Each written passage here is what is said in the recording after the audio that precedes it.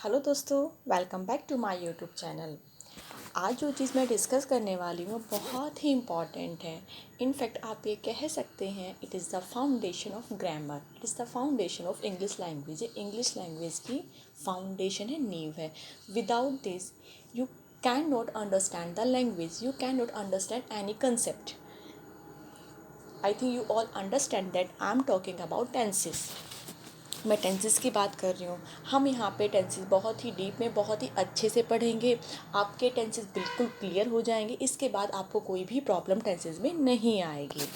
तो अगर आप मेरे चैनल पर पहली बार आए हैं तो प्लीज़ इसे सब्सक्राइब कर दें और बेल आइकन का जो बटन है उसे प्रेस ज़रूर कर दें। और अगर आपको इसकी PDF चाहिए तो मैंने इसके डिस्क्रिप्शन बॉक्स में टेलीग्राम चैनल का लिंक दे दिया है, आप उसे ज्वाइन कर लीजिएगा। वहाँ से आपको उसकी PDF मिल जाएगी। तो चलिए स्टार्ट करते हैं। सबसे पहले हमें पता है कि टेंसेस 3 टाइप के होते हैं: प्रेजेंट टेंस, पास्ट टेंस और फ्यूचर टेंस। प्रेजेंट टेंस जो हमारा चल रहा है टुडे, ये हमारा प्रेजेंट टेंस है। पास्ट टेंस जो बीत गया है, दैट मीन्स यस्टरडे, ये हमारा पास्ट टेंस है। If we are talking about future tense, tomorrow जो हमारा आने वाला है वो हमारा फ्यूचर टेंस है।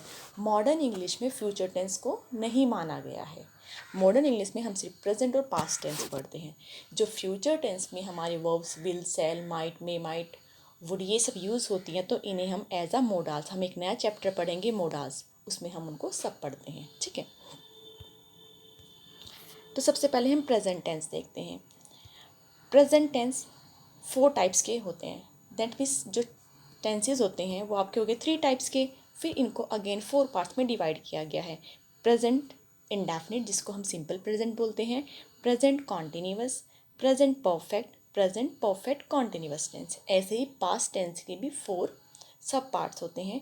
पास्ट सिंपल, जिसको हम पास्ट इंडेफिनिट भी बोलते हैं, past continuous, past perfect continuous.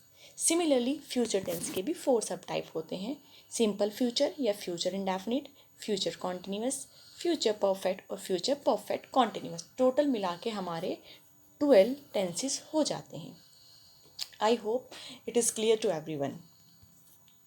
Next हम पढ़ते हैं प्रेजेंट टेंस। प्रेजेंट टेंस के जैसे कि मैंने बताया तो 4 सब पार्ट्स होते हैं: simple present, present continuous, present perfect continuous. हम हर एक को स्टडी करेंगे स्टेप बाय स्टेप। तो चलिए स्टार्ट करते हैं सिंपल प्रेजेंट। सबसे पहले सिंपल प्रेजेंट टेंस का रूल क्या होता है, सिंपल प्रेजेंट टेंस का स्ट्रक्चर क्या होता है। जो उसका स्ट्रक्चर होता है वो ऐसा होता है, इसमें सब्जेक्ट होता है, वर्ब की फर्स्ट फॉर्म में हम एस या ई एस लगाते हैं, फिर हमारा ऑब्जेक्ट होता है। अब एस या ई एस कहाँ लगाएंगे, कहाँ नहीं लगाएंगे, वो हम एग्जाम्पल से समझते हैं।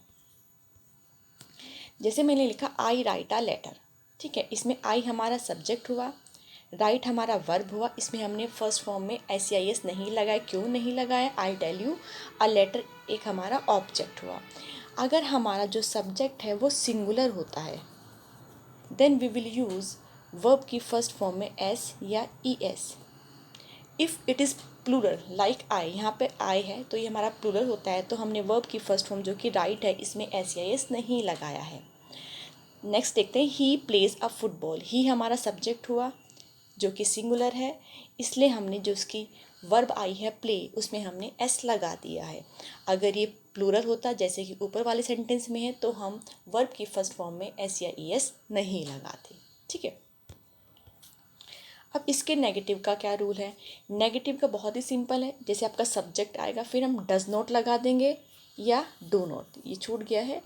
या तो डज नॉट यूज़ करते हैं हम या डू नॉट यूज़ करते हैं, फिर हम वर्ब की फर्स्ट फॉर्म यूज़ करते हैं, फिर हम एस या ई एस नहीं लगाएंगे वर्ब की फर्स्ट फॉर्म में, और फिर हमारा ऑब्जेक्ट होता है। ठीक है, तो सिंपल देखिए सब्जेक्ट होता है, डू नॉट यूज़ करते हैं या डज नॉट यूज़ करते हैं, फिर वर्ब की फर्स्ट फॉर्म लगाते हैं, इसमें हम एस या ई एस नहीं यूज़ करते हैं, प्लस ऑब्जेक्ट यूज़ करते हैं। एग्जाम्पल से समझते हैं, she does not write a letter. अब डज नॉट और डू नॉट कहाँ यूज़ करते हैं।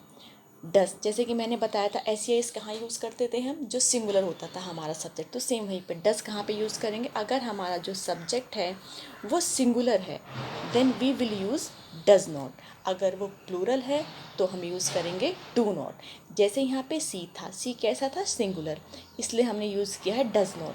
आगे आया राइट, वर्ब की फर्स्ट फॉर्म, इसमें हमने एस या एस नहीं लगाना है। फिर आगे हमने सब्जेक्ट, कॉम्प्लीमेंट या फिर आप ऑब्जेक्ट, ठीक है। जैसे आई है, आई हमारा प्लूरल है तो हम क्या यूज़ करेंगे, डू नॉट। और वर्ब की फर्स्ट फॉर्म लाइक टी, दे भी प्लूरल है तो डू नॉट प्ले फुटबॉल।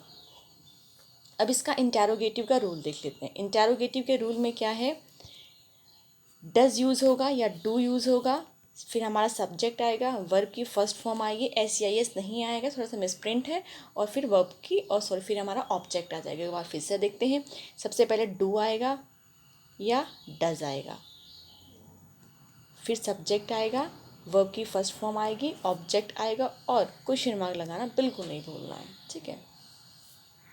जैसे डू या डज का सेम वही लॉजिक है कि डू हम कहाँ लगाएंगे और डज कहाँ लगाएंगे। मैंने प्रॉपरली अच्छे से यहाँ पे मेंशन भी किया हुआ है कि अगर हमारे सिंगुलर सब्जेक्ट होते हैं then we will use does, अगर हमारे प्लूरल सब्जेक्ट होते हैं then we will use do. Okay, does she play cricket, देखिए पहले आपका डू या डज मतलब हेल्पिंग वर्ब आता है, फिर हमारा सब्जेक्ट आता है, फिर हमारा वर्ब आता है, देन हमारा सब्जेक्ट, कॉम्प्लीमेंट या फिर ऑब्जेक्ट आता है, और लास्ट में क्वेश्चन मार्क लगाना बिल्कुल नहीं भूलना है। ऐसे ही do they go home, do they हमारा सब्जेक्ट है, गो हमारा वर्ब है, और होम हमारा ऑब्जेक्ट है।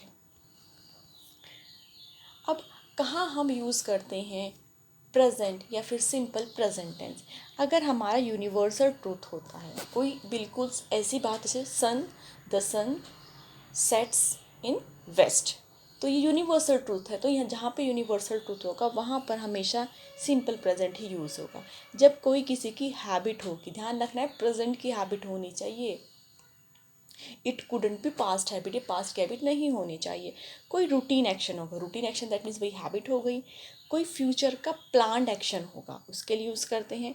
कोई कमेंट्री होगी, प्रोवर्ब होगा, पोजीशन होगा, या न्यूज़ हेडलाइन होगी। ये वो केसेस हैं जहाँ पर हमेशा एवर एंड एवर हमेशा आपका सिंपल प्रेजेंट या प्रेजेंट इंडेफिनिट यूज़ होता है। जैसे for example, she does not complete the work on time, वो अपना टाइम, ठीक है। इसमें मेरे को एक चीज़ आपको बतानी थी कि एक होता है हेल्पिंग वर्ब, एक होता है मेन वर्ब, इनका कंसेप्ट समझना है। अगर किसी सेंटेंस में एक ही वर्ब आई है तो वो हमेशा उसकी मेन वर्ब होगी। कैसे, जैसे सी प्लेज फुटबॉल, इसमें एक ही वर्ब आई है प्ले, तो ये उसकी कौन सी वर्ब हुई, मेन वर्ब। अब अगर दो वर्ब आती हैं तो उसमें से एक हेल्पिंग वर्ब होती है, एक मेन वर्ब होती है। हेल्पिंग वर्ब आपकी कौन सी होती है, is, am, are, was, were, has, have, ये आपकी हेल्पिंग वर्ब होती है। जैसे इसमें एक तो डज आई है, एक कम्प्लीट्स आई है, तो इसमें दो वर्ब की कंप्लीट होगा, कम्प्लीट्स नहीं होगा, क्योंकि जब हमारा डू या डज लग जाता है तो एस या एस नहीं लगता है। तो इसमें डज जो होगी वो हेल्पिंग वर्ब होगी, और कंप्लीट जो होगी वो आपकी मेन वर्ब होगी। ये हमेशा देखो, हेल्पिंग वर्ब सपोर्ट के लिए आती है मेन वर्ब की, उसके नाम से ही लग रहा है हेल्पिंग, वो किसी की हेल्प करने के लिए आती है। तो अगर एक वर्ब है तो वो ऑलवेज और ऑलवेज वो मेन वर्ब ही होगी। जैसे सी ही हैज़ अ बाइक, तो यहाँ पे एक ही वर्ब आई है हैज़, तो ये कौन सी वर्ब है, मेन वर्ब। अभी मैंने बताया था is, am, are, was, were, has, have, had, ये सब आपकी मेन हेल्पिंग वर्ब होती है। बट अगर एक ही वर्ब आई है यहाँ पे, तो एक ही वर्ब आई है ना हैज़, तो ये आपकी मेन वर्ब होगी। ये हेल्पिंग वर्ब नहीं है, it is not helping verb, it is main verb. I have a car, यहाँ पर भी एक ही वर्ब आई है, तो ये आपकी हेल्पिंग वर्ब हो, सॉरी मेन वर्ब होगी, हेल्पिंग वर्ब नहीं होगी। Now move to next slide. जैसे कि मैंने आपको भी बताया था, जो हमारी मेन वर्ब होती है वो कोई एक्शन परफॉर्म करती हैं, जो हेल्पिंग वर्ब होती है वो एक्शन परफॉर्म नहीं करती हैं, ठीक है। अब है हमारा प्रेजेंट कॉन्टिन्यूअस, जो सबसे ही इजी टेंस माना जाता है। प्रेजेंट कॉन्टिन्यूअस का रूल क्या, सब्जेक्ट होता है, इज़, एम, आर, इनका यूज़ करते हैं, वर्ब की फर्स्ट फॉर्म में आईएनजी लगाते हैं, फिर हमारा ऑब्जेक्ट हो जाता है। एग्जाम्पल समझने की कोशिश करते हैं। सी इज़ कुकिंग फूड, सी आपका सब्जेक्ट हुआ, इज़ कहाँ लगाएंगे, एम कहाँ लगाएंगे, आर कहाँ लगाएंगे, वो मैं बताती हूँ आपको। अगर हमारा सब्जेक्ट सिंगुलर होगा then we will use is, और आई के साथ हमेशा ही एम यूज़ होता है, ठीक है। और जो बचे हमारे प्लूरल, जो हमारे प्लूरल होते हैं उनके साथ हम यूज़ करते हैं आर, ठीक है। तो जैसे सी था, ये हमारा सिंगुलर था तो हमने इज़ यूज़ किया, फिर वर्ब की फर्स्ट फॉर्म में हमें आईएनजी लगाना है, और फूड। ही हमारा सिंगुलर था तो इसलिए हमने इज़ यूज़ किया। फिर प्ले, इसमें वर्ब थी। अब देखिए इसमें इज़ और प्लेइंग दो वर्ब हैं, तो इज़ कौन सी वर्ब होगी? आपकी हेल्पिंग वर्ब। प्ले कौन सी वर्ब होगी? आपकी मेन वर्ब। यू, वी, आई, ये आई के साथ तो हमेशा एम ही लगता है, ठीक है। अब यू और वी दोनों प्लूरल हैं, तो इनके साथ क्या यूज़ करेंगे हम? We will use are. अब इसका नेगेटिव का भी बहुत ही सिंपल है, कुछ नहीं करना है, बस खाली आपको नोट ऐड कर देना है। तो रूल क्या हुआ? Subject plus is am are में से कोई हम लगाएंगे अकॉर्डिंग टू द सब्जेक्ट, फिर नोट लगाएंगे, वर्ब की फर्स्ट फॉर्म में आईएनजी लगाएंगे प्लस ऑब्जेक्ट लगाएंगे। जैसे she is not writing a letter, he is not playing football. Interrogative का क्या रोल है? इंटेरोगेटिव हमारे टू टाइप के इंटेरोगेटिव होते हैं। एक तो होते हैं जो डब्ल्यू एच से स्टार्ट होते हैं, एक होते हैं जो हेल्पिंग वर्ब से स्टार्ट होते हैं। यहाँ पर हम उनकी बात करें जो हेल्पिंग वर्ब से स्टार्ट होते हैं, ठीक है। तो जो हेल्पिंग वर्ब से स्टार्ट होते हैं उनके स्टार्टिंग में आपकी हेल्पिंग वर्ब आती है, सबसे पहले हेल्पिंग वर्ब आती है, फिर आपका सब्जेक्ट आता है, वर्ब की फर्स्ट फॉर्म आती है, उसमें हम आईएनजी ऐड कर देते हैं, फिर ऑब्जेक्ट आता है।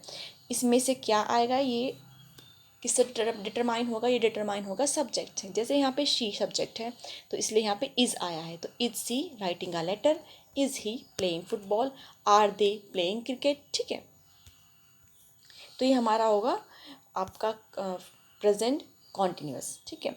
अब हमारे कुछ स्टैटिक वर्ब्स होते हैं। स्टैटिक वर्ब्स किसे कहते हैं? जो वर्ब्स ऑफ परसेप्शन होती हैं, जैसे देखना, सुनना, स्मेल करना, रिकॉग्नाइज करना, और कुछ अपीयरेंस की होती हैं और कुछ इमोशंस की होती है। ये हमारी स्टैटिक वर्ब्स होती है। स्टैटिक वर्ब्स में कभी भी आईएनजी नहीं लगता है, ठीक है। सीइंग कुछ नहीं होता है, हियरिंग कुछ नहीं होता, स्मेलिंग कुछ वर्ड नहीं होता है, ठीक है। ये हमारी स्टैटिक वर्ड्स होती हैं। We will not use its ING form. जैसे वर्ब्स ऑफ थॉट्स होती है, वर्ब्स ऑफ पोजीशन होती है, इनके बीच में आईएनजी यूज़ नहीं करते। जैसे अगर मैंने लिखा we are seeing with our eyes, ये गलत है, इट इज़ नॉट राइट, क्योंकि सीइंग जो हमारे स्टैटिक वर्ब्स हैं, फीलिंग हमारी स्टैटिक वर्ब्स है, तो हम इनके आईएनजी फॉर्म यूज़ नहीं कर सकते हैं, okay. Now we will discuss present perfect tense. Present perfect tense हम नेक्स्ट वीडियो में डिस्कस करेंगे। आई होप आपको इतना समझ में आ गया होगा। अगर इसमें आपको कोई भी कन्फ्यूज़न लग रही है तो आप मुझे कमेंट करके ज़रूर बताइएगा, मैं आपका उसमें कमेंट में रिजॉल्व कर दूँगी, ठीक है। आज के लिए बस इतना ही।